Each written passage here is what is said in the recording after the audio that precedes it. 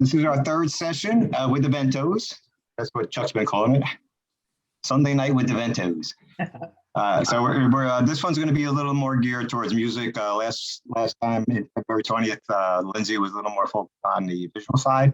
So now Steve will kind of cover up some of the similar things that she covered, but in a different way, obviously, with music. And Chuck did send you an email, everybody in the membership. If you had any questions, it's never too late for questions. So even after this session we have today, if you have any questions, feel free to send them to myself, Dave, or Blair, or Chuck, and I'll make sure to get them onto the Ventos, and they'll be quickly to reply.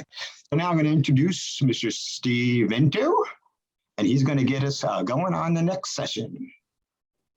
All right, thanks, Juno. Thank you, my friends. All right, so I went ahead and emailed my my topic of discussions to Juno and Chuck, so they can send it out to the membership whenever you watch this recording. But we're just going to kind of go down the list, and it just starts with proper staging of instrumentation and how and where they are placed can affect your sound. And here's why: include percussion and pit placement. That was one of the questions or some of those comments there. And so I'm just going to kind of go through this.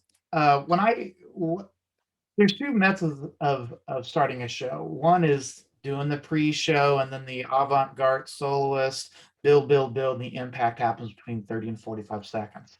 The other one is you have maybe a pre-show, there's an announcement happening, and then it's the opening impact. Other times there's no pre-show, and it's just the announcements, and we hit the impact, or we have a little build to an impact. So I always try to make sure when I talk to my drill guy or whoever is the visual coordinator, hey, here's the opening impact. We want them to be set up maybe in the power zone, but it all depends on, like, if you have a killer trumpet section, they could probably be not in front of the form. If you have a weaker low brass section, the trumpets probably would be bearing them if the trumpets were in front. So although I always like to have the tubas in back, I think it's kind of an eyesore if they're in front, whether or not you're using sousaphones or conchas. It's a visual, it just visually, just looks, the aesthetic looks improper. So I like to have those guys in the back of the ensemble, and with the synthesizer and the subs and all that. You know, my dogs came down to give me a visit here. As the opening impact occurs, if I have, let's just say I have just a great band of trumpets, mellophones, and low brass. Well, usually the mellophone section is less in numbers than the trombones and the trumpets. So I would probably stack my mellophones up front. You know, we want that thing to cut. And then the next level of layering that opening impact is going to depend on who are my strongest section, because if the trumpets are stronger, they can project through the mass of humanity. If they're weaker, they can be up front. If the low brass are stronger, then we can, have them a little further back.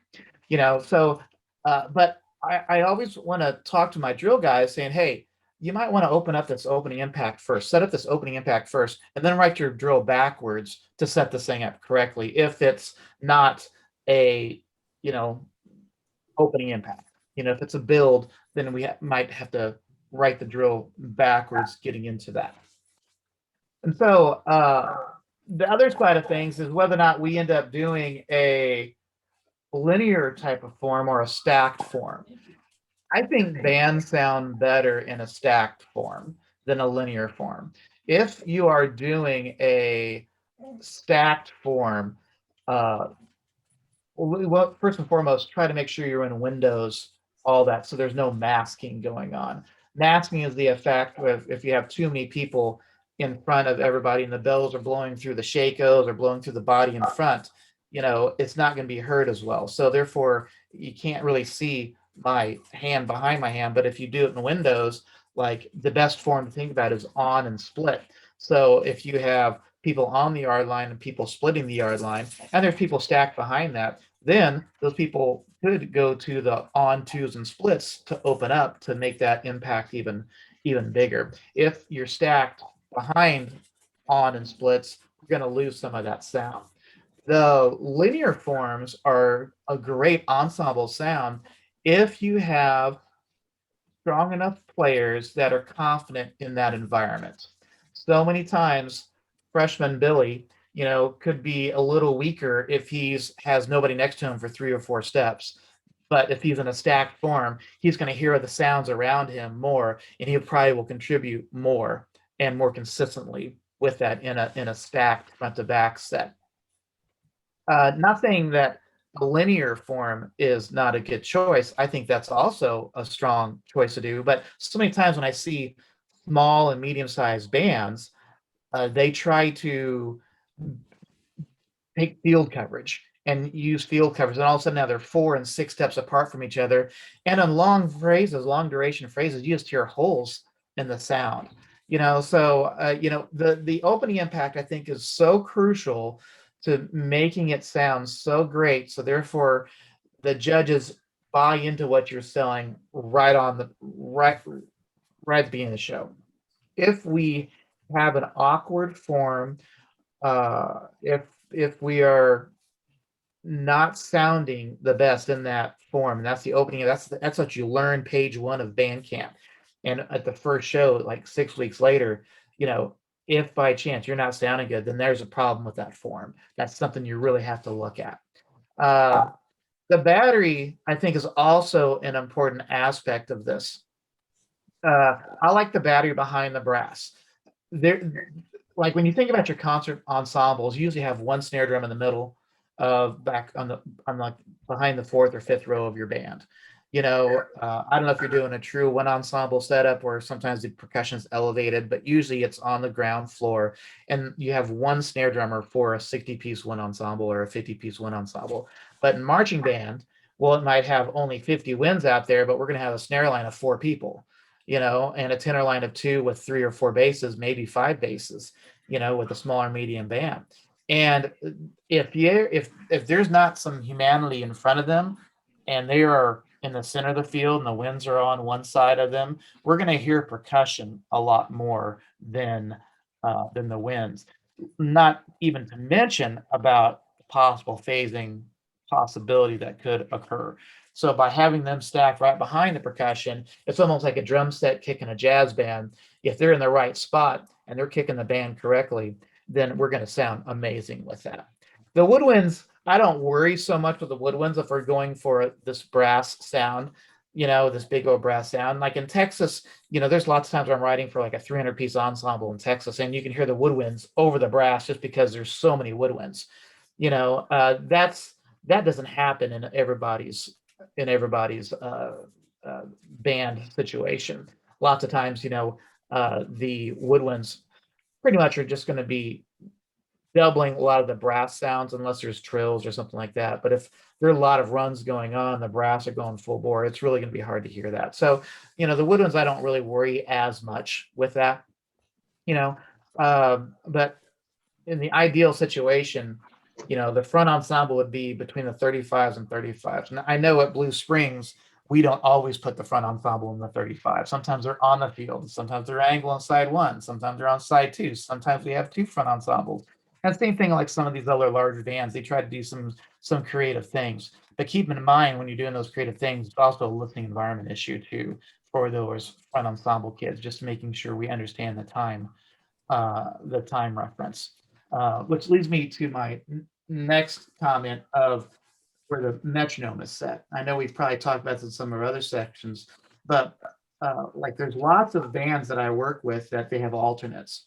And if by chance you have an alternate, that alternate, in many of the bands that I work with, that alternate actually is the metronome guy. The smartest kid is the metronome guy. And where's the metronome guy at? Well, sometimes, if you don't have the extra people, you might have a Digimet or something remote control on the back sidelines or a drum major on the back sidelines clicking the button. But that's so far away from where the battery's at.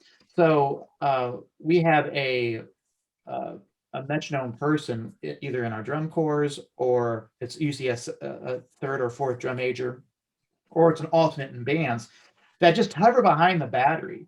And so I call it stealth mode.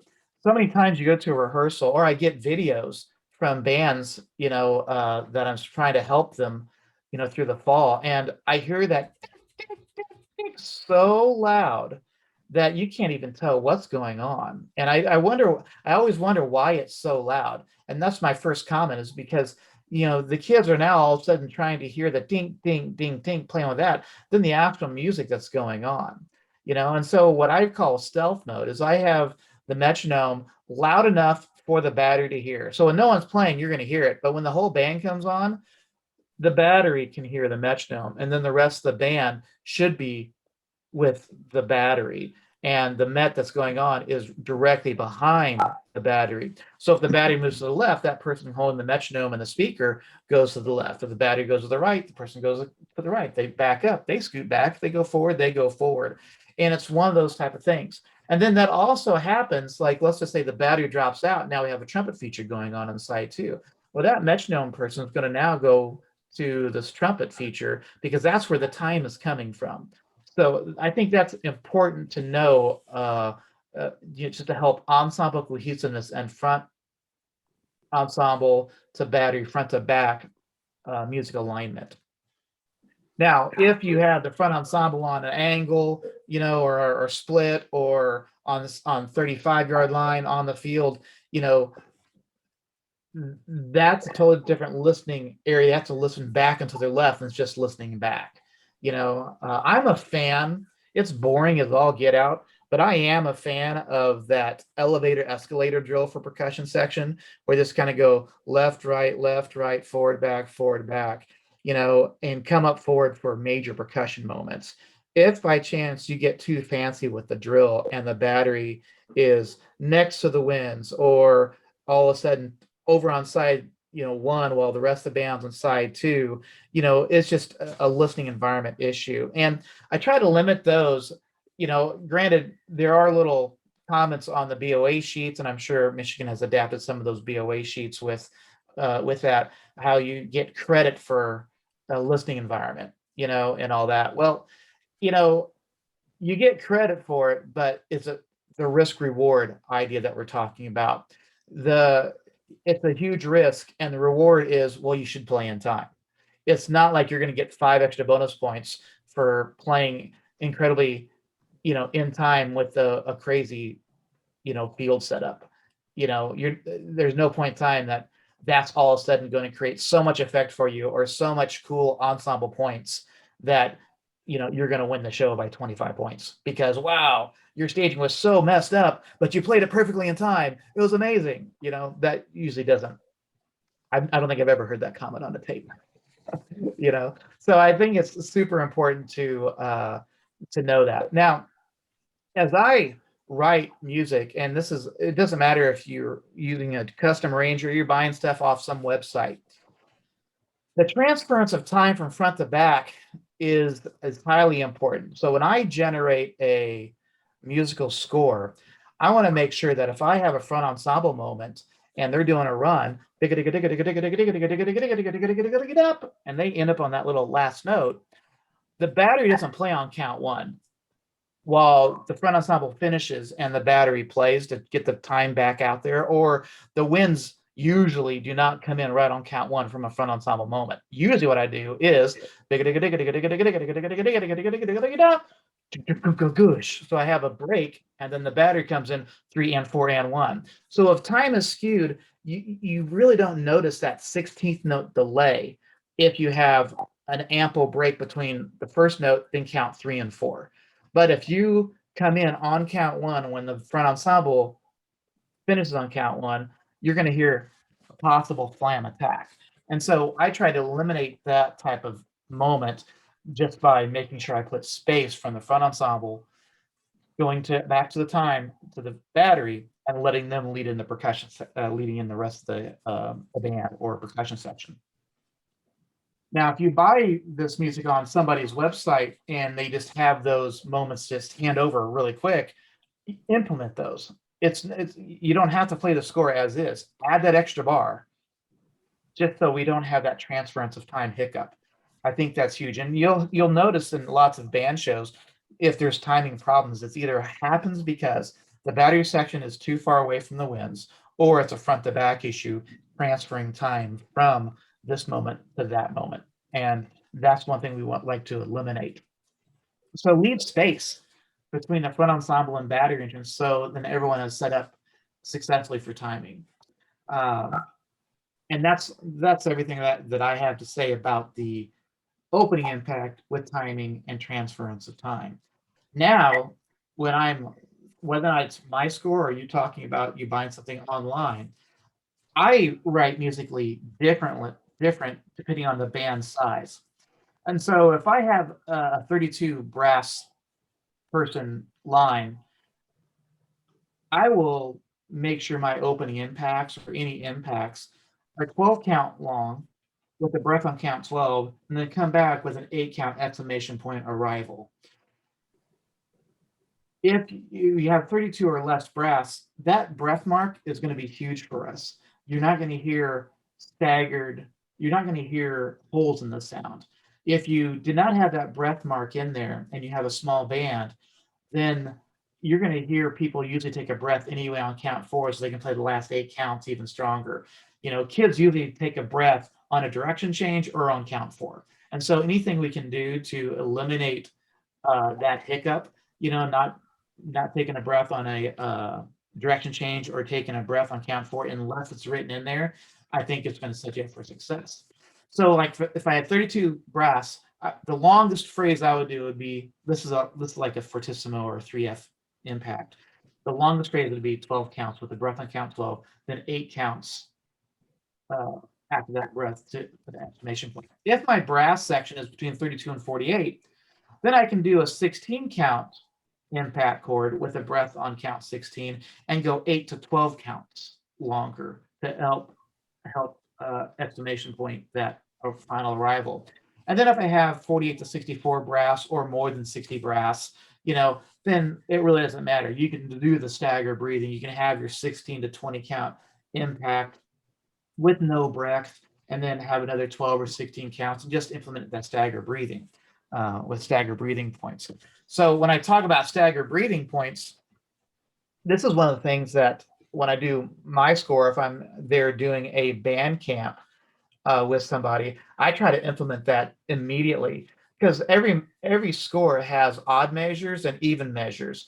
Every band has odd drill numbers and even drill numbers. And so what I try to do, add from day one of band camp, is if I know this is a long phrase, then if they have trombone 1, 3, 5, and 7 are going to breathe on odd measures, but just make sure they don't breathe on all the same odd measures, and breathe on count 3, not count 1. Then if I'm an even drill number, be it trumpet 2, 4, 6, 8, I would do the same thing on even measures, but making sure my breath occurs on count 2 and not on count 4. I try to never breathe on count 1 or count 4, because those are very, very important beats, for that. So we try to breathe on count 2 and 3. Now, it's really important while you hand out that music to the kiddos to have them implement that stuff as soon as you can. Now, granted, I get it. Depending on where you live, August is a totally different temperature. In Houston, it's totally different than Michigan. And when kids are tired and they're gassed and it's hot and they're wearing those uniforms and it's 4 p.m. in September, some of them are gonna forget those breathing points. But if by chance you can just continually just reinforce those breathing points in band camp, you hope that 90% of your kids or 80% of your kids follow those breathing points, even in high pressure, high stressful, high temperature situations. And so it's really, really important to make sure that we end up doing that stagger breathing correctly. Now, so let's say you go through a score, if you purchase a stock show, you got to make sure you put those breath marks in and stagger breathing moments, and as well. Although you might talk to your music arranger, if you hire out a music arranger, to implement some of those on the musical score or to put little text boxes here and there, you won't get that if you order a show off the shelf. So you have to implement that. So it's really important to do all that implementation and do that research prior to, like in the month of June, while you're hanging out by the pool. Take your scores out there, when you're hanging out with your kiddos or whatever the case may be. Try not to wait till the day before, try to get that going. And so you feel totally confident going in there and prepping that, because I have found out that if you create a bad habit, it's going to take you about a dozen times to do something different to change that bad habit. If you create that proper habit immediately, you're not going to have an issue the rest of the season, as long as you continue to remind and reinforce that. And then once again, I know we talked about this earlier. If you're going to be adding some type of uh, lower body phrase or some type of physicality besides marching and playing, some type of body sculpturing, try to implement that immediately as you teach the music. So therefore it goes second nature. Once again, there's so many times where I get a video in September and all the impacts are just standing and playing. There's no body, there's no lower body, there's nothing going on, because the director said, "Oh, yeah, we're going to get to that next week. We just wanted to make sure that we sounded good." Well, by doing that, you're now going to make sure you're not going to sound as good for another week or two, because the music's going to go down as you implement that body visuals, and those uncoordinated students are going to really be struggling with that. So it's important to reinforce that. In the scoring aspect of things, when you're looking at not point scoring, but like the musical score, I think it's important to ask for samples if you're ordering something off the shelf. Just because you hear it online doesn't mean it's gonna fit your group. Uh, and some places offer a semi-custom type of music leaks. Other companies, you just buy the music and it's there. You have to tweak it yourself. Uh, I think it's important to watch that, try to get a perusal score while you listen to the MP3, just so you can kind of see what goes on. Because with the right sound library or the right college band playing it, everything sounds easy. But when you're looking at it thinking, wow, I had no clue this was in the key of D. I wonder why they did that. Well, that's a shame on anybody putting something in the key of D, whether or not the original's in the key of D or not. It's not like you get extra points because you played a hard key signature. I think that's a funny comment when I'm in DCI critiques. When people start defending, well, our music book is so hard, man. We're playing in this key, this key, this key, this key.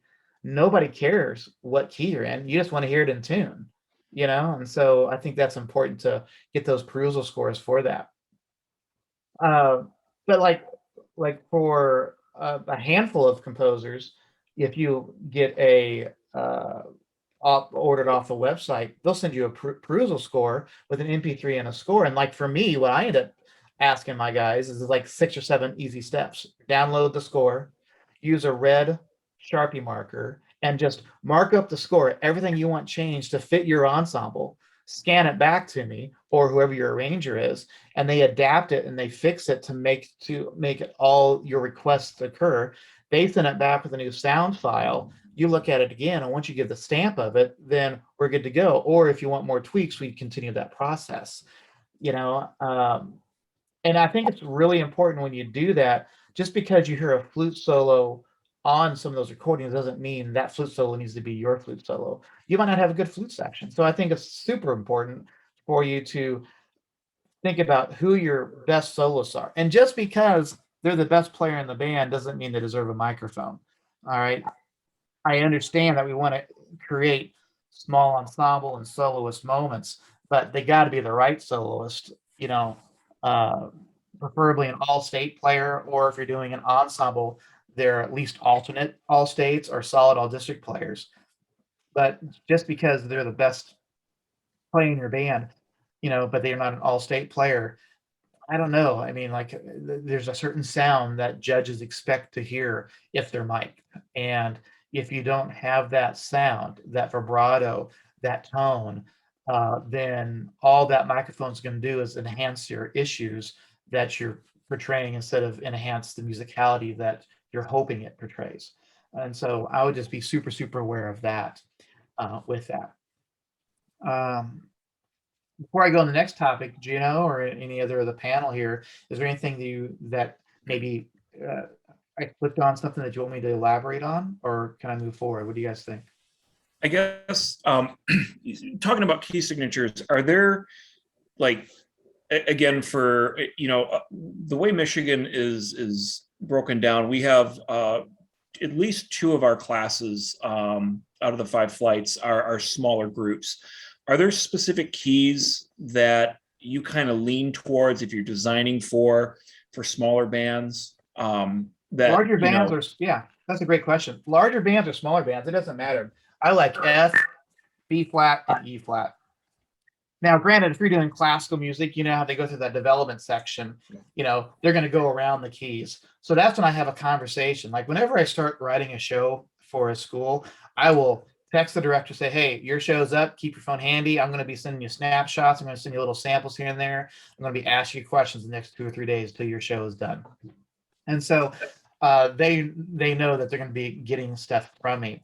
And, whether or not, and so when I do those classical development things, I usually talk to the director first. Said, okay, here's your choice.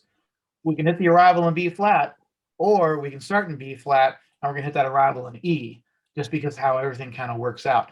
How do you want it to be? Because I can't go B flat to F because everyone's gonna know that's a huge tonal shift, and it's gonna end up being really weird. I could start in A and end in F, or I could start in B flat, end in E, or I could start with those type of things. And so when I have it written out, I send the director that music, and I say, yeah, I really don't want to go through that development thing, section. I would rather start and I'd rather finish in this key right here. Or no, that's not a problem. We can start there and we can make that chord work. It's an open fifth. That's fine. We don't have to worry about the third. Okay. And so that kind of works out. But I try to do everything in that type of major of F, E flat, or B flat, and the corresponding minors with that, the relative minors with that. So like it'd be the D minor, the G minor, and so on and so forth.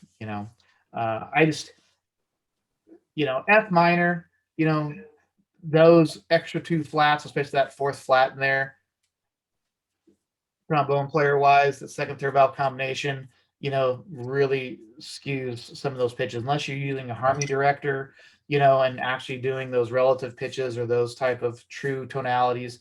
It's going to be hard to tune those chords for a lot of those younger kiddos, but yeah, F, B flat, and E flat. I do that all the time. Now it's amazing how I have grown as an arranger because, I was an all-state player. I gigged for a living when I graduated college, and so key signatures never bothered me. So when I was starting arranging, I was like, I'd finger through everything because it was fine. I was a pro player. It's like nothing bothered me, So I just wrote keys. Then after I started getting into it, I was thinking, why are you having a hard time with this? I realized not everybody's a great player, so let's make things sound harder by making things easier, and so my first arrangement was back in '94, and every once in a while there's like a band that wants to do something that I've written before, but it was done in the '90s, and now not only has the activity changed, but my writing style has changed to the point that I looked at that thinking, wow, I can't believe I did that. Because what I know now I didn't know then, and now I know, and so I think that's huge to do that, putting them in great key signatures and so forth, which takes me to like what my next point of orchestration on some of those chords, unless somebody has another question on something I may have missed. All right. So like when I think about bright sounds and dark sounds, I think about the trombone voice versus the mellophone voice, or the baritone voice and the mellophone voice. Now, granted, I love those new King horns that we designed with the Blue Devils. That's a hybrid. They're not like those old school euphoniums that you have to play with your arms stretched out. They're pretty much a euphonium bore with a large bore mouthpiece with a baritone wrap with a euphonium bell. And so it's just a little heavier than a baritone, but gives you a darker sound. We actually did some tests. It's actually 7 decibels louder than a typical baritone. It doesn't sound like a lot, 7 decibels, but in the hierarchy of decibels for impacts, that's a pretty good fair amount. Like if I'm more going for a bright sound, and if I want a bright sound, then I'm going to have that trombone hit an F. Yeah, that's no problem, an F. But if you're trying to go for a darker sound, that mellophone third space C is the same note as that ledger line F for the trombones. While that's going to be straining for some of those trombone players, it's not going to be straining for those mellophones. So therefore, that mellophone voice, I'll just hang on a C and know that I'm not going to hit anything higher than an E flat in my trombone baritone score. So I want that darker sound. Now, granted, if I'm doing a B flat open fifth, then I will end up having to hit that. I'll have one trombone or a couple of trombones hit that ledger line F, while the other guys are on B flats and the F below. But I think that's important to know whether or not you're going for a dark sound or a bright sound.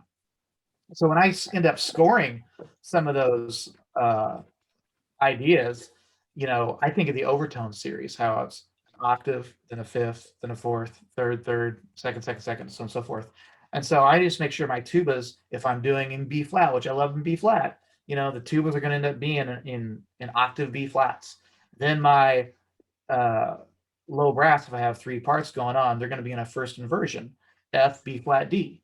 And then with that trombone being on a D, that means my mellophone is going to be on a C. That's the next voice. That's the next build. That's going to sound like an organ that way.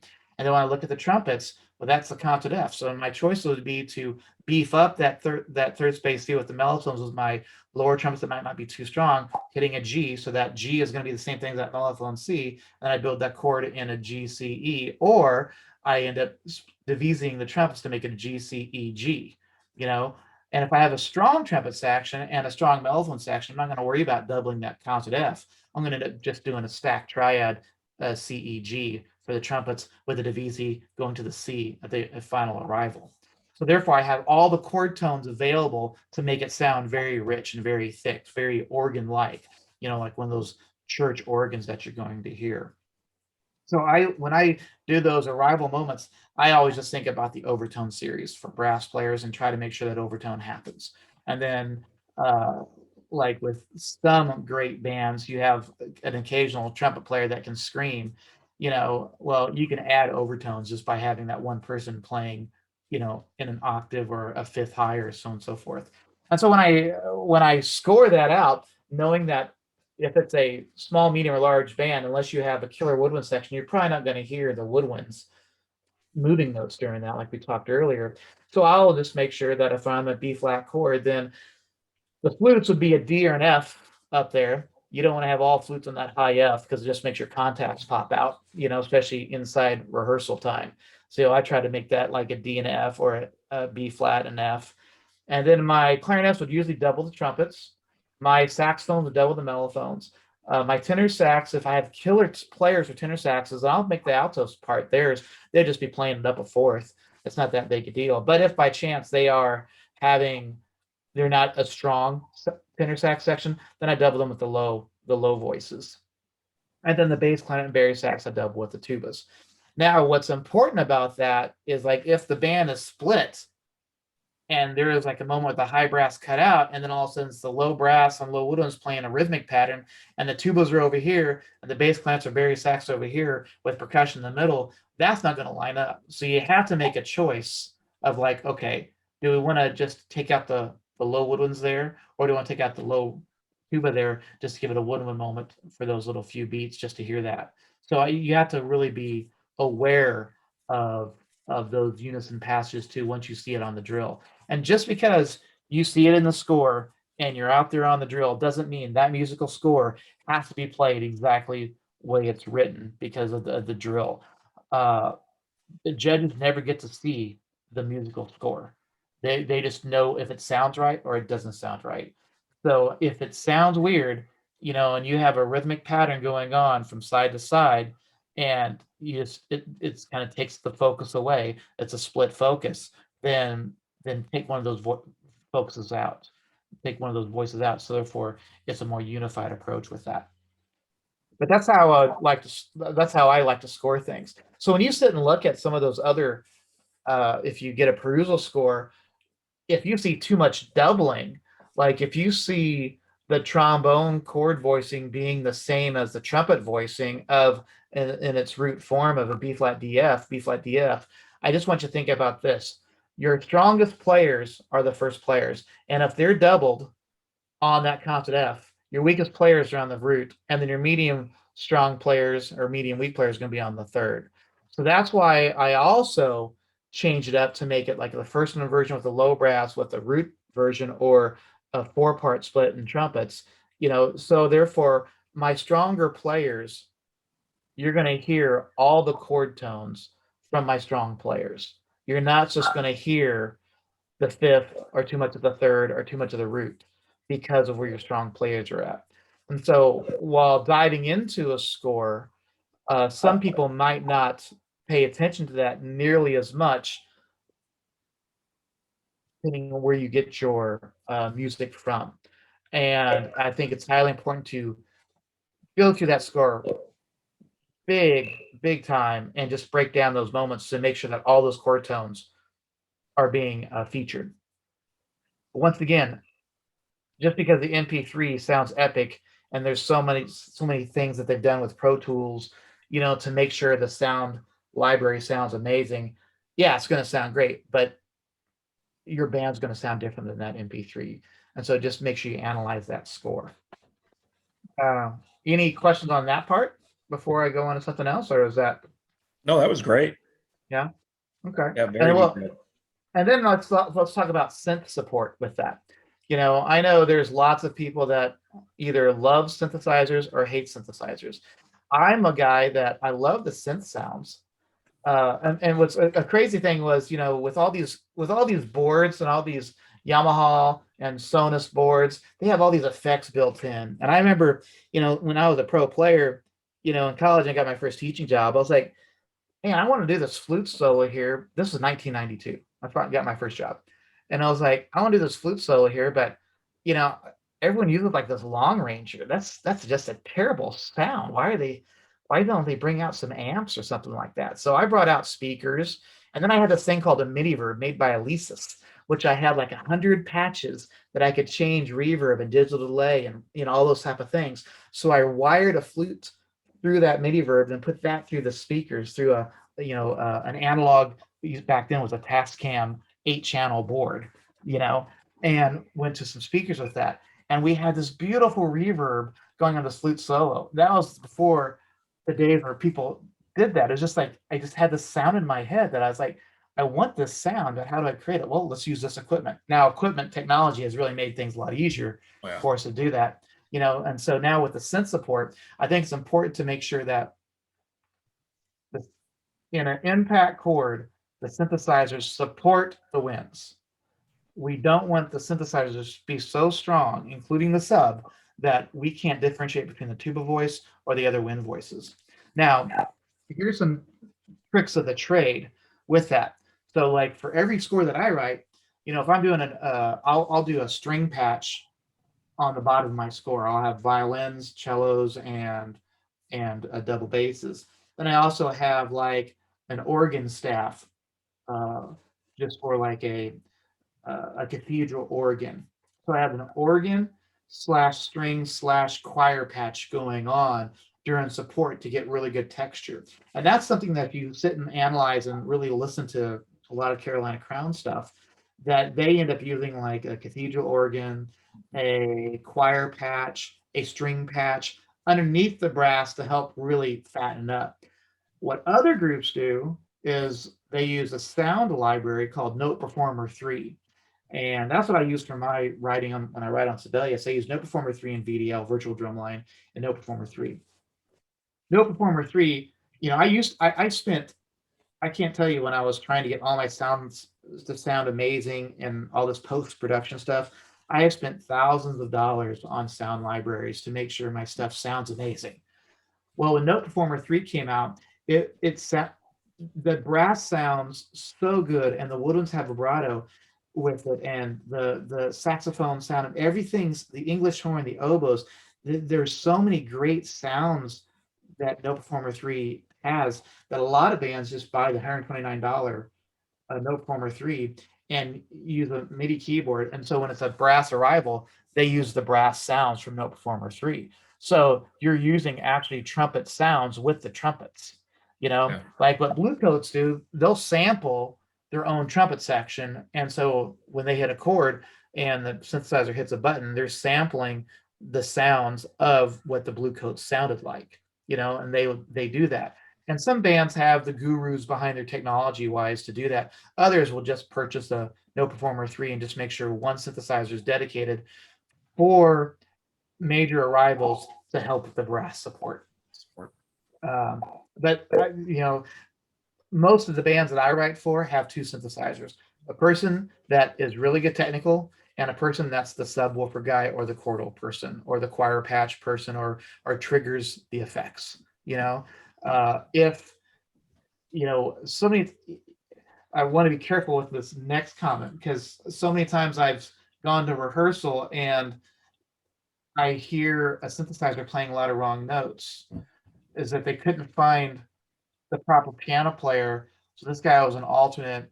He couldn't make the marimba line, couldn't make the drum line. So they put him on the synth. Then I just wonder, so you put the weakest person on possibly the loudest instrument in your band. Okay. All right, let me process this. And so I know that, band directors like to keep the entity of their band, in this tight circle, but it's totally okay to recruit outside the band class. You do this for jazz band, for your guitar player, sometimes for your drum set, sometimes for your piano player, it might not be in band. Do that also for your marching band. Make that school-wide announcement. Hey, does anybody have any piano skills like to show off or would like to be part of the marching band?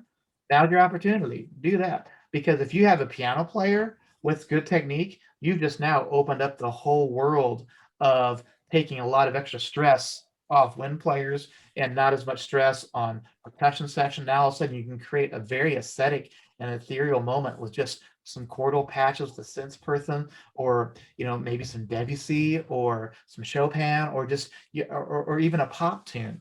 You're just now opening a different level of pretty much opening up a toolbox, having more tools to work with than just a hammer and a saw. There's other things out there. And so I think synth support is huge.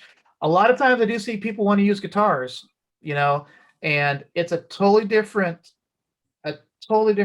sound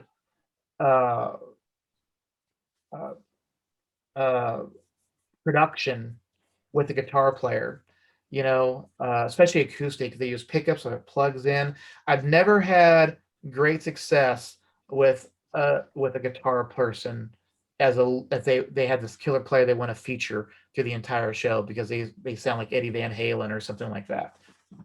And it's just the EQ is just so hard to make sure that it's balanced correctly. The distortion is still have quality of sound and all that. So that's why I just rather use synth patches for that. And with a DTX, you could actually program chordal things with that, and you could strike those things. You can hear the strums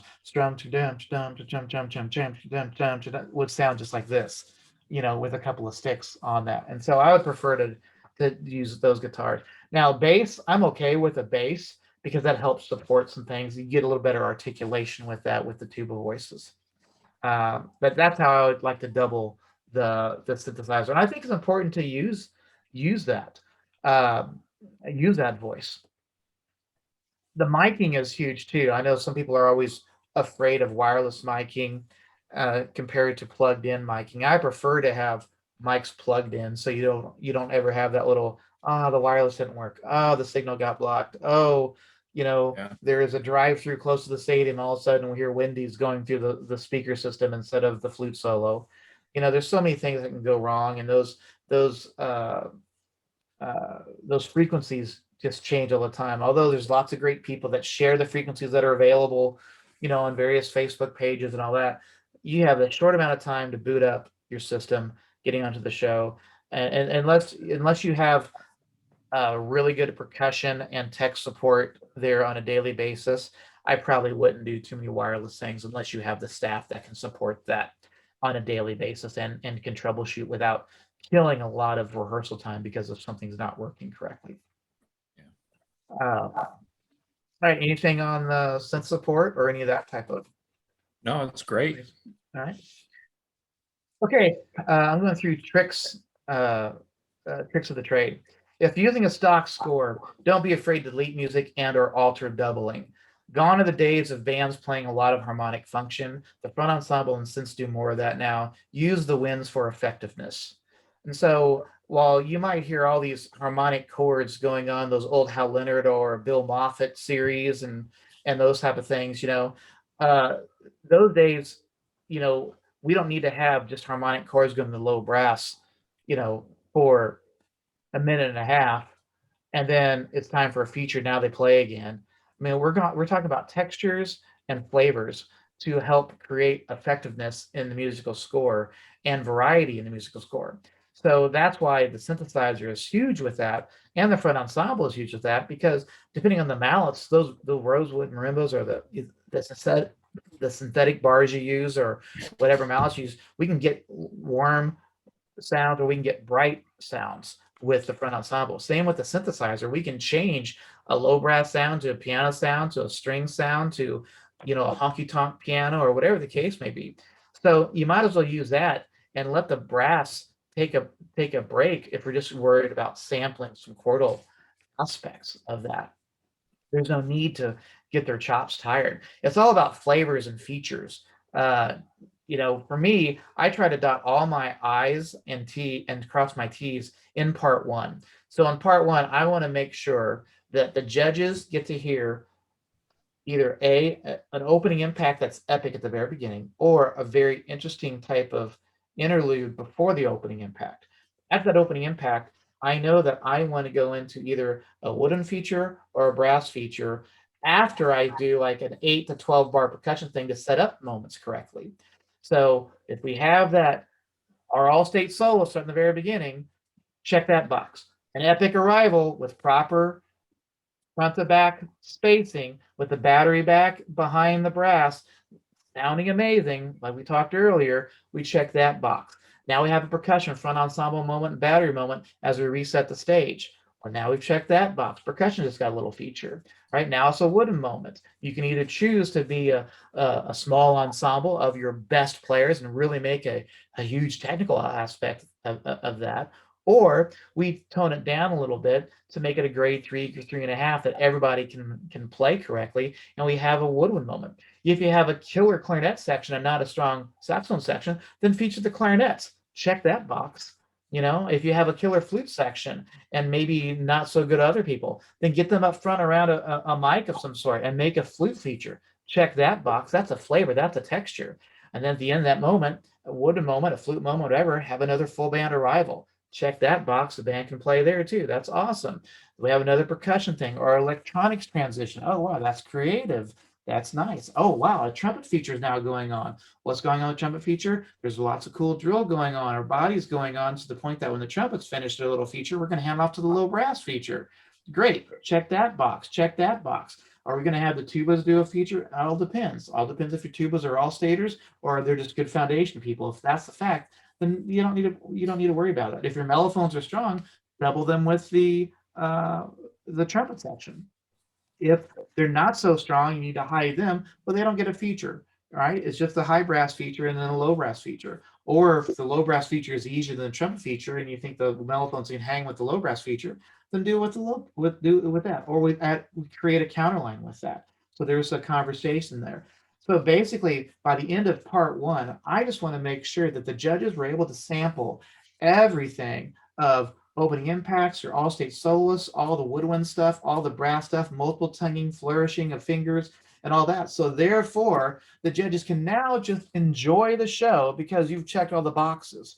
And what's part two? Well, part two is going to be either a small, one of your all-state beautiful soloists or a piano player that you have recruited from either your band or somewhere else.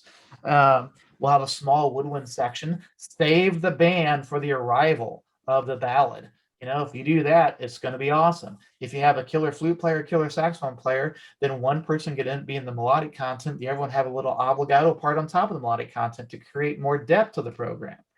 When the closer happens, gone, in my opinion, you don't want to do any other features in the closer, unless it's like a melodic content thing from whatever music that you're doing that they can march and play at the same time and do those skill sets. If by chance you're still trying to do a wooden feature or a brass feature in the closer, your drill writer's probably not going to be happy with you, because now they have to set up these effects here, these effects here. Oh, but we also going to hit the end of the show. We got to be up front here, and we got to make sure all this stuff communicates. And so we really got to make sure that we're aware of that. So therefore, when part 3 happens, I try not to have a lot of little features. I might feature somebody on a stage and have band accompaniment, and then we can have a nice arrival at the end. But I'm not going to try to set up, oh, don't forget, our woodwind's going to play technical passages. I'm not going to set them up like that. Now, if they're doing, let's just say they're doing Ode to Joy. Bum, bum, bum, bum, bum. What if they play if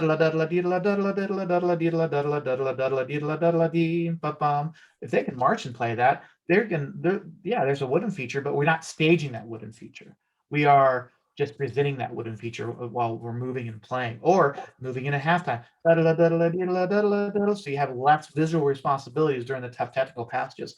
But I just want to make sure that you cross all your T's and dot your I's in part 1, showcase your killer players, save your brass, for the arrival of that impact. And I always like to do a down ending to a ballad, just so we don't finish the arrival and we go straight into a drum solo. We do that so we dissipate, we can melt the form with a releve and a flutter and all those type of things. I try to create a 15 to 20 second thing at the end of part 1 and the end of part 2, just so we can set up the ballad correctly and leave the ballad correctly to set up the next moment. Plus, that's a very easy 15, 30 seconds. You just add it to your show that you only have to do, like have a couple people be a part of, So after we do all those type of things, now we're looking at, let's say we had a 7-minute show. Well, I try to limit in a 7-minute show my full band playing 3 minutes and 45 seconds to 4 minutes maximum, even maybe as low as 3.5 minutes. So therefore, that other 3.5 minutes, or the other amount of time that's full ensembles not playing, those are features, those are solos, those are percussion, those are electronics, those are individuals, those are small ensembles, those type of things. So therefore, the wind players are not gassed at the end of the show. So many times we've judged a show and it's like, I just ran out of gas at the end. Well, because you had to push, the pedal to the metal the other 6 minutes. That's why they ran out of gas the 7th minute. But if you are in cruise control and kind of do a hybrid, not a total electric car, not a total gas car, but a little hybrid, you can go a lot further. And that's what I want to make sure we kind of do with that. And that's how I try to think about that too. I personally think gone are the day, before I go on something else, any questions? Oh, that's great. Okay. No, I just want people to understand that is acceptable. 3.5, 4 minutes is plenty for full ensembles nowadays. Yeah. It's totally acceptable. Totally acceptable. Now, what you do in those other 3.5, 4 minutes, Exactly. I think is going to be the deciding factor of some things, because so many times I've seen some shows that those 3.5 minutes the band's playing is awesome, but the other 3 minutes are not produced as well, so you've got to have the right production value with that, So, I also work with, a lot of Texas groups that are different sizes, that are different classes. And, it's totally okay if you're a small band or a small medium band, you don't have to do a 7-minute and 15-second show. I would check out what the bare minimum time is and go 15 seconds over that bare minimum time. Like when I'm doing an original composition or a custom arrangement for a client, I try to make sure, unless I'm told otherwise, it leaves my desk usually with 6 minutes, 55 seconds to 7 minutes and 5 seconds. I like that time frame just so that if we need to create and add another 16 counts here to get people where we need to be, or another 12 counts here and there, before the show could be 7.5 minutes. But if it leaves my desk at 7.5 minutes and we still have to add 16 counts here, 12 counts here, whatever, now we're knocking on the door of 8. That's a lot of extra music. That's a lot of extra drill pages. That's a lot of extra work. And so I don't know what the bare minimum is for Michigan. I don't know if it's different depending on your class size, depending on the flight you're in, or is it minimum of 6 minutes, maximum's no maximum, so it's, so like in Texas, the minimum is for some smaller classes, 5.5 minutes. So I have some bands that want me to do 5:40, 5:45, just so they have a chance to clean. They're a smaller band. They're going to run out of gas. They don't have as many tools in the toolbox. So we got to be smarter with that. I think that's important to have there too. Larger bands can do a 7-minute show. I'm always amazed when bands do an 8 and 9-minute show. And I always wonder why they do that. I mean, that's just it. I personally, even when I do Blue Springs, I'm always a fan of a 7-minute show. A lot of other people on the design team wants to go a little longer, create this moment, do this, there. And I'm a chameleon. I'll do whatever. I'll write whatever. I'll make it happen. But I just know that, if we're going to Grand Nationals, I'll go a little longer of a show. If my last show is like October 15th, October 22nd, well, I want to have a chance to clean. So I want to be cleaning by October 1st, So for my last 2 weeks, I don't want to have to be putting the last drill page on the Wednesday before our last show. That's not going to be good for anybody, And so along the same lines of no matter what duration of show you do, it goes back to, I think, gone are the days of opener, ballad, closer, because the TikTok generation and the Instagram of 9-second videos makes everybody's attention span so smaller now that we have to have a lot more variety in our show. So I'm totally okay doing 4 or 5 different productions in there, like different scenes.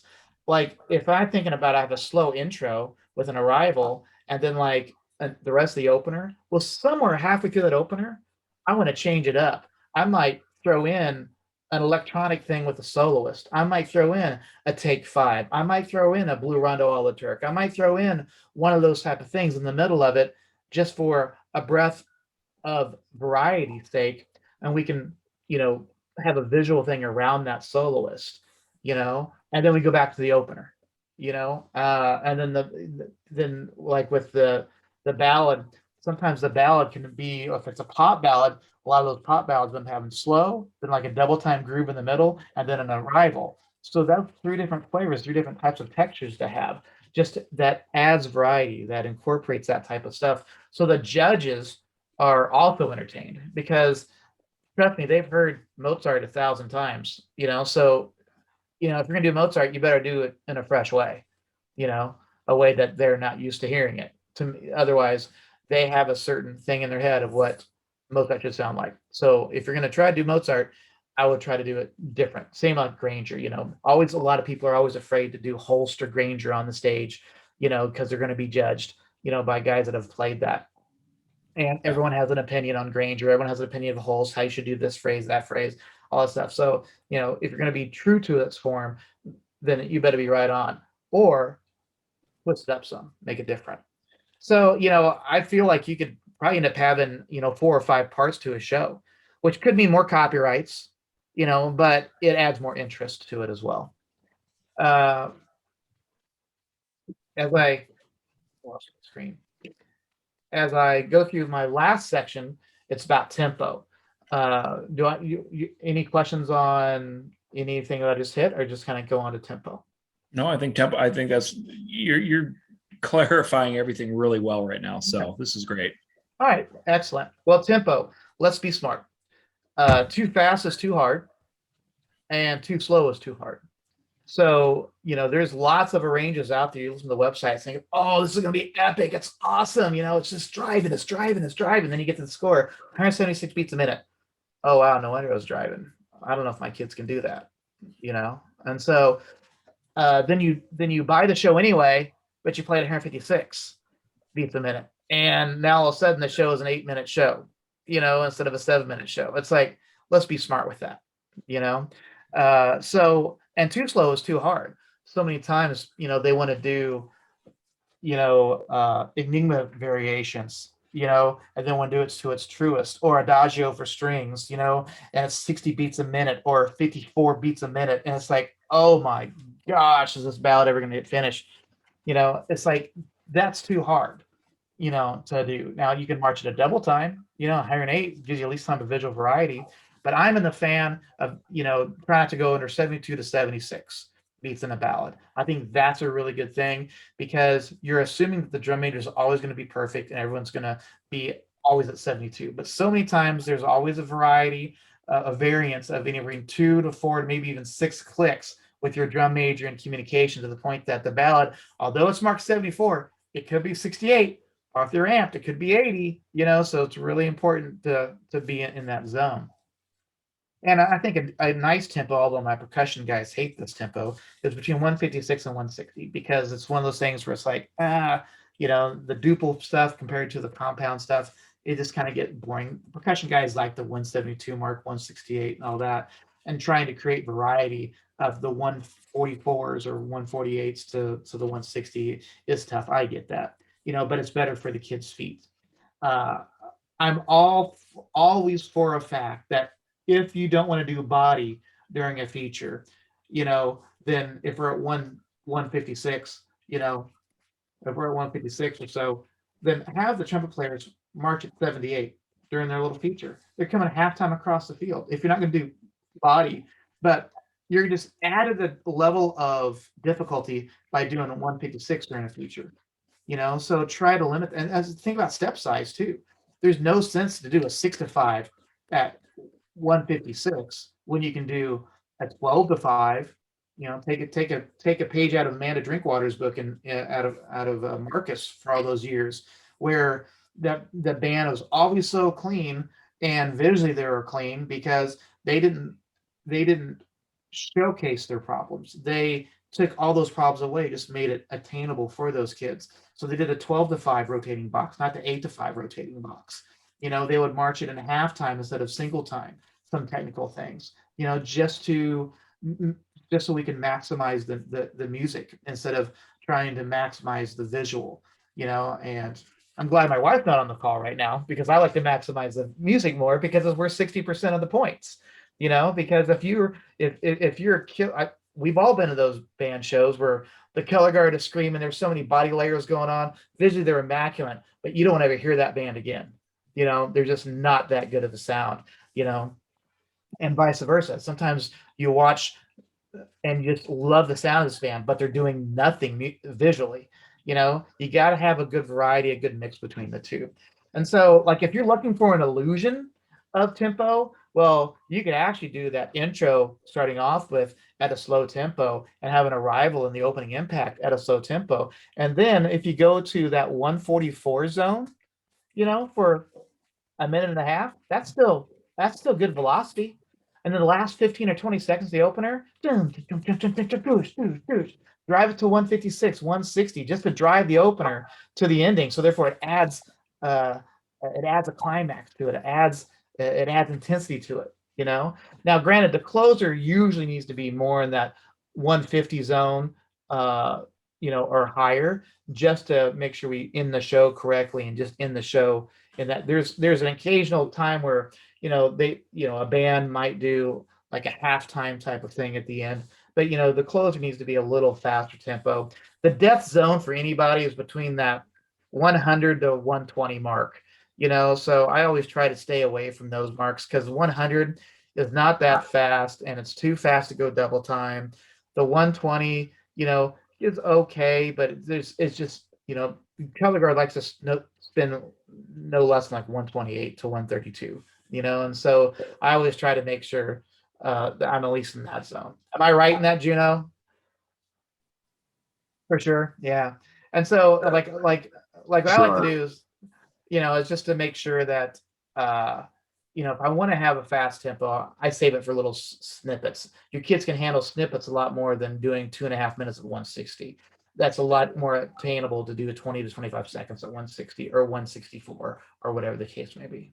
Now, Steve, do they have to like set that speed change up? If I set that speed change up, usually that happens during a long note during the band, and the battery takes that over. Like when that arrival hits the chord, and we have a tempo change that doesn't happen on count one, we'll hit that chord. Percussion, so they'll come in on the second whole note of an 8-count chord, and the new tempo is now established. Picking out tempos out of the cold, out of the air, is so hard. But if you trust your battery percussion section that they have, and you don't have like 7 different tempos of the show, but you have like 3 tempos to the show, maybe that 4th one, then the center snare kid is your best rhythmical kid in the band, or your tenor player. Those are probably going to be the 2 best kids percussive wise.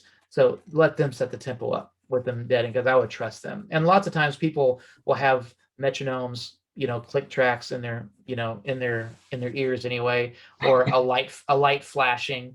What we did this last year with Blue Springs, we had a couple crazy tempo changes with the drum set. Well, we had the app on our Apple phone, on our Apple Watch that it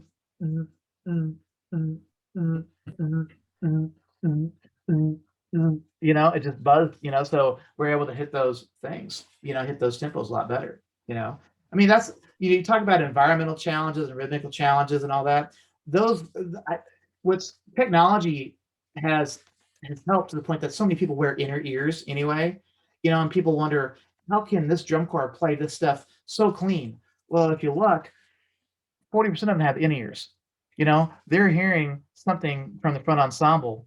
They're hearing the drum set guy, and they're 40 yards away. They're going to come in on count one because they hear it, Yeah. And so a lot of those things, technology has helped people adapt those extreme activities to achieve a higher level of success more consistently. And so anything you can do technology-wise to help your kiddos out, I would definitely do, just to make sure that we can be at a flashing light. Drum majors, yeah, it's very common if you look at our, any Blue Spring shows, you look at the drum major podiums, you'll see 2 Dr. Beats on there or 3 metronomes on there, each one having a tempo there. One of my favorite years of marching, I marched Blue Devils in 1990, and I'll never forget, this is after Santa Clara won in '89 with Phantom of the Opera. It was epic and it was great. Then our first show out, like Blue Devils pinpointed SCV. I was like, oh my gosh, this is like the world champion. We're in Diamond Bar, California. And this is when Scott Johnson was the drum guy over at Santa Clara. And I'll never forget this. And we always kid about that, throughout the season. Gojo and I do. And after the opener, the opener finished and everything like that, you hear one lone guy clapping, "Way to go, Vanguard! Way to go, Vanguard! Awesome job! 5, 6, 7." They got the tempo from Skojo because he was excited. Way to go, Vanguard! And so every once in a while you might see, a guy tapping the podium, the band director tapping the podium for the drum major just to make sure the tempos are correct. Because if you get off just a little bit, tempo wise, and you're angst and you're amped, that could really be a very stressful next minute and a half of the show if the tempos aren't locked on. So but I always find that a funny story. That's my spiel. I think I went over a few minutes there, but I tried to hit everything on my list of things to do and how to help throughout the process. So any questions on that, feel free to ask, or you can send me an email and I can type out anything you need to do or anything like that. No, this was great, Steve. Even I learned quite a bit from this. So it's awesome. I'll send it to Chuck in case. Did you send it to Chuck too as well? Yeah, I CC'd it to you and Chuck. So okay, so he'll send it to the membership and everything. But yeah, this is really good information for sure.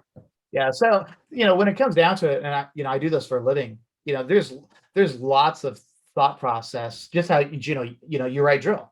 It's just not like, oh, I'm gonna write drill today. They're moving. So many times there's killer piano players that arrange, but they're used to playing all the keys. Why can't you play in the key of A? That's terrible. That's a great piano key. And all of a sudden it gets kind of wonky for wins and all that stuff. So it's like I think it's really important to know all these tricks, of the trade, and people freak out. Like for start to finish, it takes me around 12 to 14 hours to write a show, and they wonder why I can do it so fast, and it's not because I'm fast, don't take time, and I don't care or anything. It's just that I have years and years of experience of things that I know that works, I know that doesn't work. So therefore, I'm not going to try to recreate the wheel. I know the timbres I want to create.